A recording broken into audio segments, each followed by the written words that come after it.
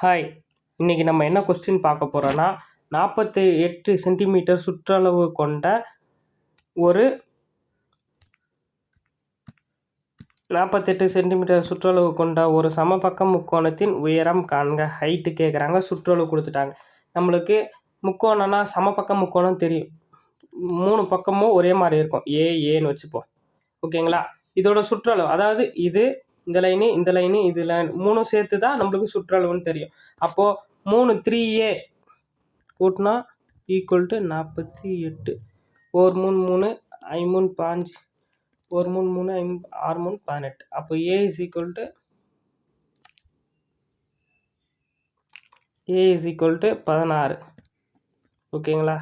நம்மளுக்கு ஏ கண்டுபிடிச்சிடும். இப்போ சமபக்கத்தின் உயரம் கண்டுபிடிக்கும். உயரத்துக்கான ஃபார்முலா என்னென்னா, அதாவது h is equal to √3 divided by 2 into a. ஓகேங்களா? இப்போது நம்மளுக்கு ஏ தெரியும், கண்டுபிடிச்சிட்டோம். எவ்வளோ? 16. √3 divided by 2 into ஏவோட வேல்யூ 16. இப்போது 2 8 2 16. இப்போது √3க்கு நம்மளுக்கு வேல்யூ தெரியும். √3யோட வேல்யூ என்னென்னா 1.732 into 8. இதை நீங்கள் பெருக்கினீங்கன்னா உங்களுக்கு 13.856 இந்த ஆன்சர் கிடச்சிரும், ஹைட்டு கிடச்சிரும்.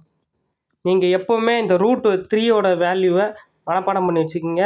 √3 வேல்யூவும் சரி, √2 வேல்யூவும் சரி, 1.732 இந்த மாதிரி.